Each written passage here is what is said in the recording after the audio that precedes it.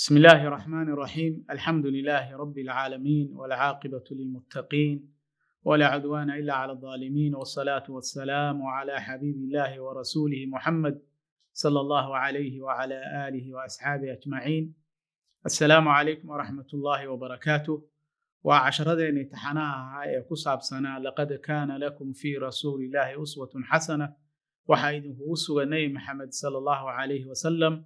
habdhaqankiisa tusaale wanaagsan ayaa idinkugu sugan oo macnaheedu yahay inaan nabi maxamed uga dayano habkii uu la dhaqmi jiray basharka kala gedisan ama ha ahaado maaragtay dadka waaweyn ama dadka yaryar ama maaragtay xaasaskiisa gurigiisa. casharadaana si gooni waxay ugu saabsanaayeen habkii uu la dhaqmi jiray nebigu sallallahu alayhi wasallam xaasaskiisa.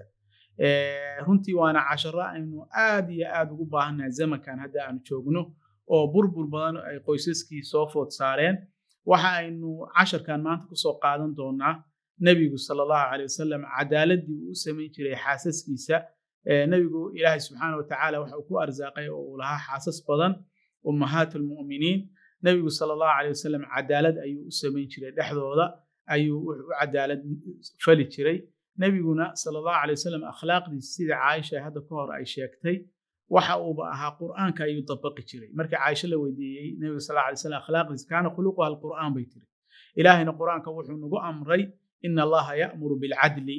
nabigu sallallahu alayhi wasallam amarkaas ilaahay ayuu fulinayay, cadaalad ayuu dumarkiisa u sameyn jiray sallallahu alayhi wasallam.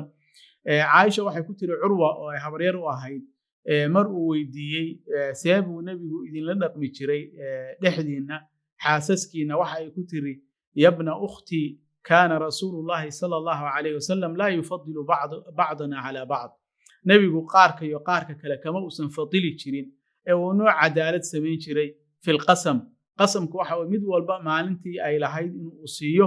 hadda ka hor waataan soo sheegnay dhammaantood uu soo salaami jiray, uu la soo u ducayn jiray, uu soo mari jiray galabkii iyo subaxiiba, laakiin tii habeenkaas leh ayuu mabiidkeeda ayuu bari jiray sallallahu alayhi wasallam. marka taasna waxay ka mid ahayd xikmadiisa sallallahu alayhi wasallam iyo xukunkiisa wanaagsan. qasamkiisa midii habeenka lahayd ayuu bari jiray sallallahu alayhi wasallam. maalintii uu soo wada mari jiray, laakiin midii habeenkaas leh ayuu la bari jiray nabigu sallallahu alayhi wasallam. waxa uu sameyn jiray cadaaladiisa kamid ah marka uu safrayo nabigu sallallahu alayhi wasallam qurca ayuu u sameyn jiray, midda raacaysa mid iskama select gareyn jiray, iskama dooran jirine wuxuu u sameyn jiray qurca. qurcadu waxa weeye inuu fiirsho maaragtay tii uu nasiibkeedu uu soo baxo uu fiirsho maaragtay. nabiguna uu amray ragga mu'miniinta wuxuu yiri sallallahu alayhi wasallam xadiidkii Abu Daawud iyo qeyrkiisa ay wariyeen, man kaanat lahu imra'atani famala ihdahuma.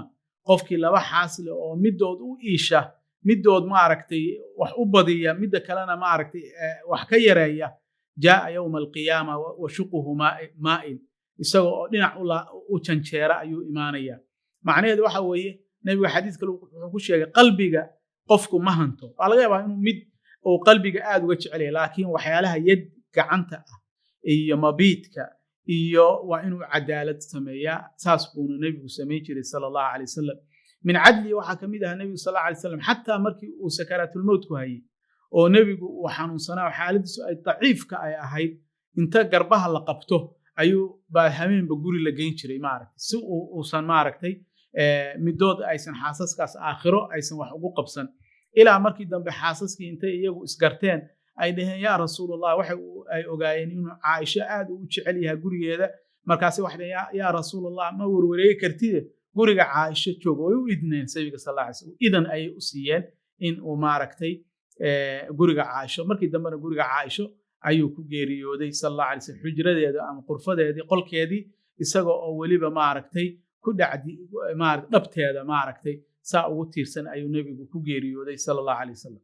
marka maxaa loo baahan yahay si aan nabigeena ugu dayano? waxaa loo baahan yahay ninku hadduu xaas wax ka badan uu leeyahay, labo ama saddex ama afar uu leeyahay, inuu cadaalad u sameeyo. inay mid walba ay ka aragto ninkeeda inuusan tan kale uusan uga roonaanayn, in ay mid walba ay cadaaladaas marka aakhiriya adduun bay anfacaysaa. aakhirana ilaahay subxaanahu wa tacaala waxa uu la hortegayaa wax wanaagsan, adduunkana waxay noqonaysaa darsi wanaagsan xataa caruurtiisa hadhow uga daydaan oo maaragtay cadaaladaas. ilaahayna wuuna amray subxaanahu wa tacaala, ina allaha ya'muru bilcadli waalixsaan. ilaahay waxa uu amray samafalka iyo cadaaladda ayuu ilaahayna amray subxaana wa tacaala.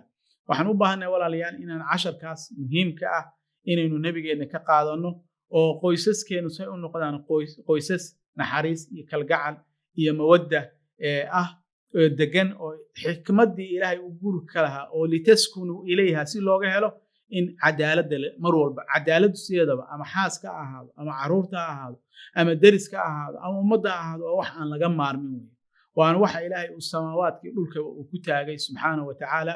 ilaahayna waa caadil weeye subxaana wa tacaala laa yadlimu axadan. innagana saas baana laka rabaa. nebiguna sala allahu alay wasalam saas buu xaasaskiisa uga cadaalad samayn jiray. aynu uga dayano laqad kaana lakum fii rasuulillaahi uswatun xasana liman kaana yarju allaha walyawma alaakhir wadakara allaha kathiira. marka nabigeenaan ku dayano sal allahu alay wasalam cadaalad aynu xaasaskeenna u samayno wanaag iyo habdhaqan wanaagsanna aynu kula dhaqanno. هذا والله سبحانه وتعالى أعلم وبالله توفيق والسلام عليكم ورحمة الله وبركاته.